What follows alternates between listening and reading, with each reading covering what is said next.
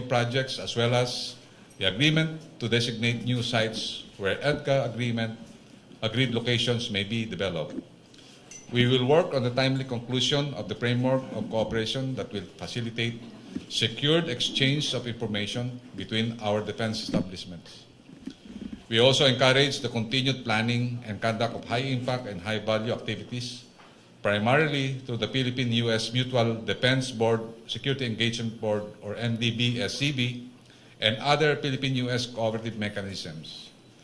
Secretary Austin and I have also agreed to deepen bilateral cooperation to support the Philippine defense capability needs as well as the Philippine-U.S. alliance. The bilateral meeting we held today will further strengthen our nation's collaborative efforts in addressing pressing security threats in the region, as well as effectively dealing with the natural disasters caused by the climate change, a major global concern we need to confront head-on.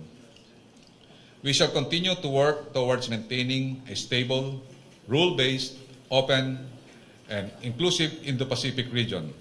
Along with partner countries, we strongly oppose any unilateral action or attempt to disrupt current world order and share the same views that all countries should resolve any issue peacefully and adhere to the international law, particularly the United Nations Conventions of the Law of the Sea, or UNCLOS. The Philippines also appreciates the U.S. continued support in our fight against COVID-19 and our counterterrorism efforts down south. Our discussion focused on how our countries can continue to work together in order to preserve the Philippine territorial integrity. We also talk about the initiatives that our nation can carry out to mitigate the impact of climate change in our societies.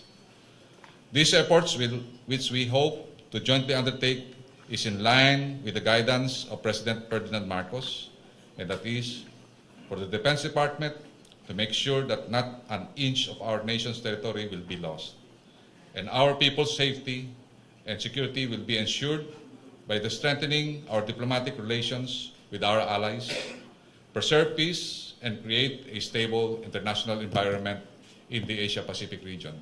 Thank you and good morning once again to all. Secretary, good morning, everyone. Secretary Galvez, thanks for a very productive meeting, and congratulations again on your new position. I look forward to continuing to work closely together. Now, this was the fourth discussion that I've had with the Department of National Defense leaders since the start of the Marcos administration. And that just underscores the importance that both of our countries place on this relationship. This is our oldest treaty alliance in Southeast Asia. We conduct more than 500 defense engagements together every year. As President Biden has made clear, America's commitment to the defense of the Philippines is ironclad.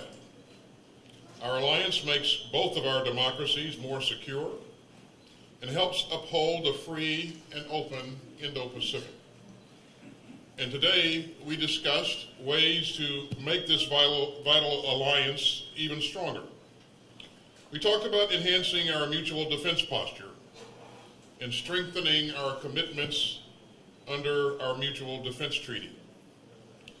We discussed expanding the Enhanced Defense Cooperation Agreement, which allows our forces to operate together more efficiently from key sites across the Philippines.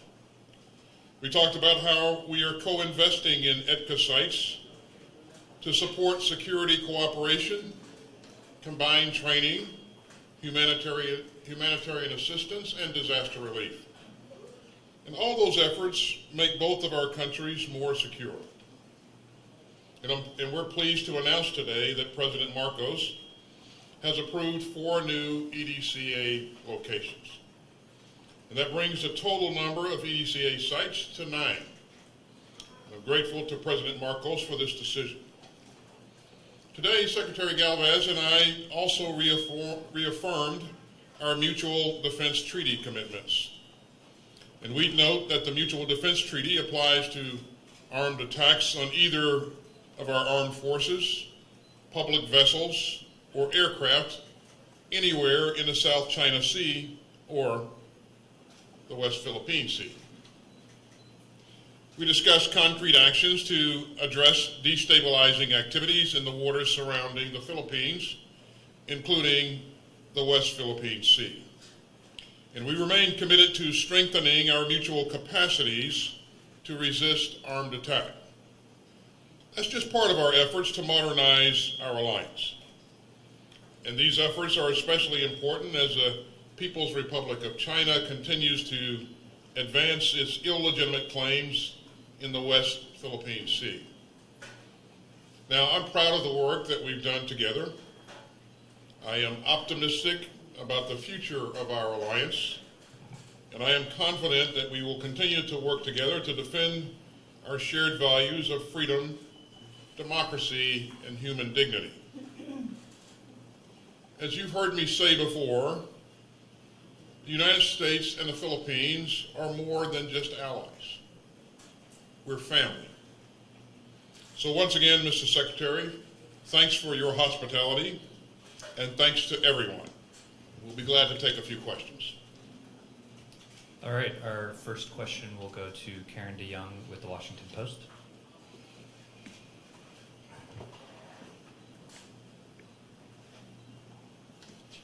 Thank you, Secretaries. This is a question to both of you. I wonder if you could tell us the location of the new access sites and specifically how they position each of your forces better to hopefully deter and possibly confront Chinese aggression in the South China Sea and beyond in the region, and to address Philippines-specific concerns. And more generally, it's no secret that relations between our two governments were strained under the previous Philippines administration. I wonder if you could give us your assessment of the relationship now and moving forward. Thank you. We'll start with the end of that, Karen, and my assessment, and I share this assessment with many of with the leadership in our government, is that this relationship is strong, and we will continue to work hard to strengthen it further. In terms of the EDCA locations, I just want to be clear that we're not seeking permanent basing in the Philippines. As you heard us say in our statements here, EDCA is a cooperative agreement that enables rotational activities. And so it's a key pillar of training and opportunities to strengthen our interoperability. And it also provides us the ability to respond effectively to humanitarian issues and also disaster relief and other types of crises, not just for the Philippines, but for the region throughout. And I'll turn it over to my colleague here, Secretary Galvez. Yes. We have agreed that the statement of the sites will be concluded once we have already made collaboration also with the local communities. Because when we make announcements, we need these local government, the governors, and also the local population to be consulted. And the President wanted that all of our actions should be consulted with our local governments. And we wanted also to see that these agreements of the 4 EDCA sites will be finished soon, considering that we are also making some inspections on how we will do things, particularly that these areas identified are very vulnerable to climate change. And we have seen during the Typhoon Ondoy and Ramil that our ally, U.S., have deployed 4 C-130s and also the Seahawks there when the areas were being isolated. So what we want is really to tell you that we will finish the identification soonest. And we are committed to a strong alliance. The President had said that our alliance now is more stronger and robust, as he said it this morning. And we are very confident that working with Secretary Anyo and with the AEP, we are looking forward that we will have a high drive of some activities with our allies.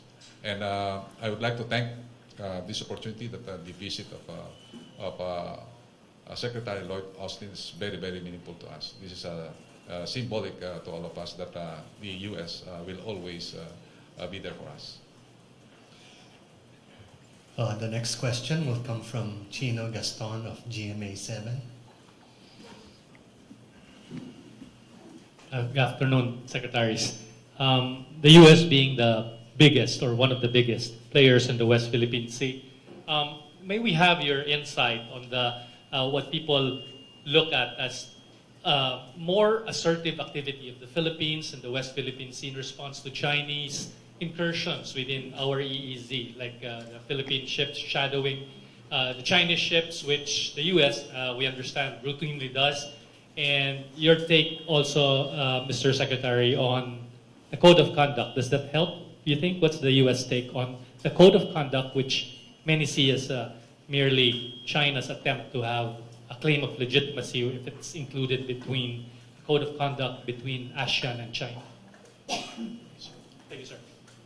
So we will continue to work with our allies and partners in the region who are like-minded and who value a free and open Indo-Pacific. And you've heard both of us talk about that today.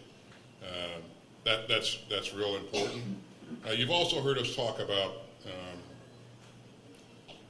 rules-based international order and maintaining that.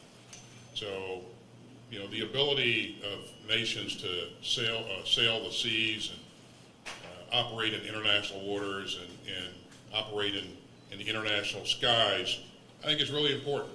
And we would look for countries to respect a rules-based international order. So that's our focus, and it's been our focus in the past, and it will remain our focus going forward. All right, our next question will go to Jeff Selden from VOA. Secretary Galvez, U.S. officials have said one of the aims of these talks has been to help the Philippines with military modernization, and was wondering what type of military modernization help is the Philippines looking for, training, equipment, and if equipment, what sort of equipment, weapons and systems does the Philippines military need to take on both the threats from terrorism and the growing concerns in the region, especially the aggressiveness from China? And Secretary Austin, what is the U.S. looking to provide and when? And as part of the new EDCA agreement, how many more U.S. troops will be stationed in the Philippines in addition to the 500 that are already here? And if I may, Secretary Austin, following the decision to provide Ukraine with more tanks, Kyiv has been asking for more F-16s. A number of European allies have said that they think it's a good idea. Given that, is providing F-16s to Ukraine something that you're willing to reconsider? Thanks, Jeff. So on the first piece, as I said earlier, EDCA is not about permanent basing here in the Philippines. It's about providing access that allows us to increase our training opportunities with our partners, our allies here. It's about having the ability to respond in a more effective fashion as we're collectively faced with humanitarian assistance issues or natural or disaster response issues. And so this is an opportunity to increase our effectiveness, increase interoperability. It is not about permanent basing, but it is a big deal. It's a really big deal in that it provides us the opportunity again to interact a bit more in an effective way. Regarding F-16s, I think was your second question, right? Jeff, we're focused on providing Ukraine the capability that it needs to be effective in its upcoming anticipated counteroffensive in the spring.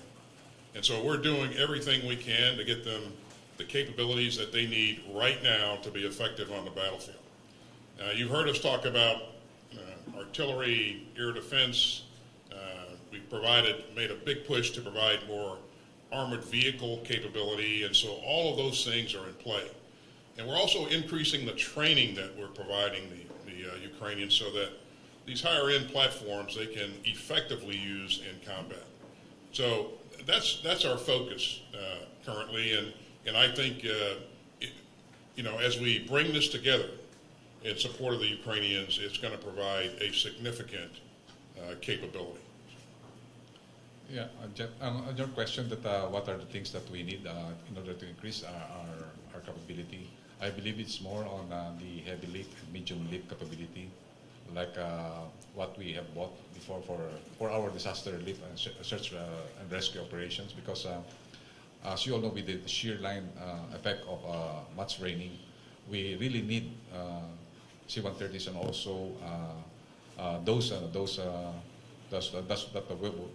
the Black Hawk that we bought, that we got reconfigured to SAR, search and rescue capability, and also in our capability to defend our maritime domain. And I believe one of the requests of the Chief of Staff is really on how to detect even the coastal and the submarine capability down there in the West Philippine Sea. And we also look at the capability training as Secretary Lloyd Austin that we will modernize our alliance, and I believe with the first-class training that we will be getting from the U.S. forces, and we will try to expand it.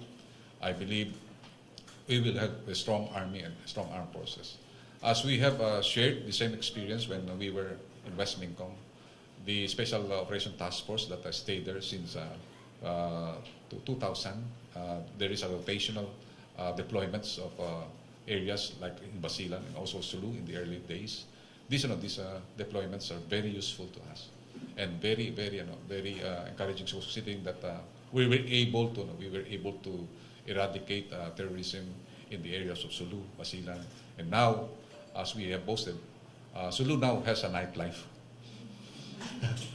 Sulu before, you cannot see any people during 4 o'clock in the afternoon. They are all in their houses. Now we have a freedom of movement.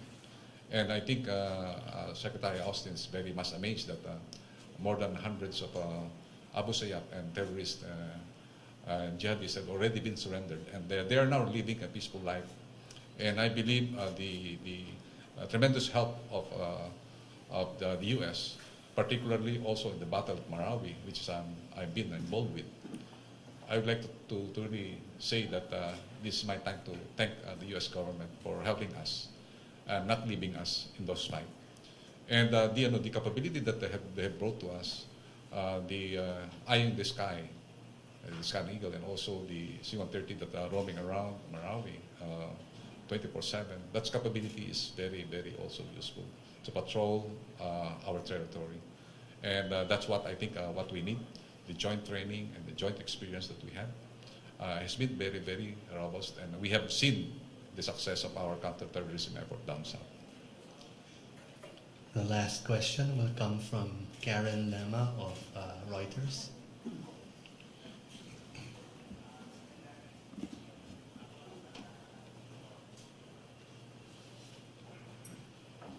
Secretary Austin, hello, Secretary Galvez. I know you were already asked about the EDCA sites, but if I could press on that question, if you could at least confirm whether these bases will be located in the northern part of Luzon that is close to Taiwan and in Palawan, which is close to Spratlys, and what role will these sites play in the event of a conflict over Taiwan? And Secretary Austin, if I may ask you, because the North Korean Foreign Ministry issued a statement today after the U.S.-South Korea drills. They said that the United States have pushed the situation to an extreme red line and threatened to turn the peninsula into a huge war arsenal and a more critical war zone. Thank you. As I've said earlier, we will withhold with the announcement of the EDCA sites because our protocols and also our diplomatic notes have not been completed. So we need to complete all the stock work, including our consultation with the LGUs. So pardon me, I cannot really say where the EDCA sites are located. Please, also we want also to respect the consultations with our LGUs and also with Secretary Ben-Hur Avalos. Sir, I'm sorry, but when you say 4 locations, it's 4 bases? Because I think there was an earlier announcement. I think we have to remove the word bases because we called it EDSA sites. Okay, sites, yes. Secretary. So your question was my reaction to the Yes. statement released Yes. by North Korea? Yes. I would simply say that, our goal is and always has been to promote greater security and stability throughout the region. We remain committed to our extended deterrence commitment, and we're very serious about that when it comes to the ROK. And we will continue to work alongside our allies and train and ensure that we maintain credible and ready forces. So I'll stop there. Thank you, Secretary. Appreciate it. That concludes our press conference. I'd like to thank Secretary Austin and Secretary Galvez for their time, as well as my co-moderator, Mr. Mager, for helping me out today. You may take photos now.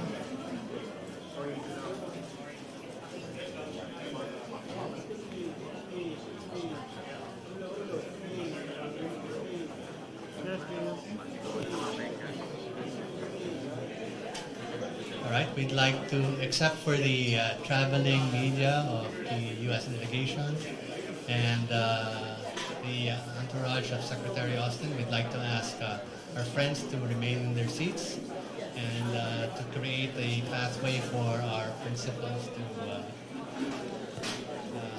exit.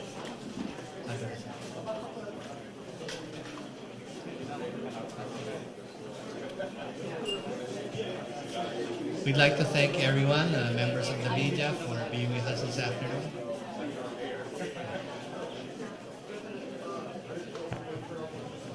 We'd like to ask everyone to please remain in their place, except for the entourage of Secretary Austin.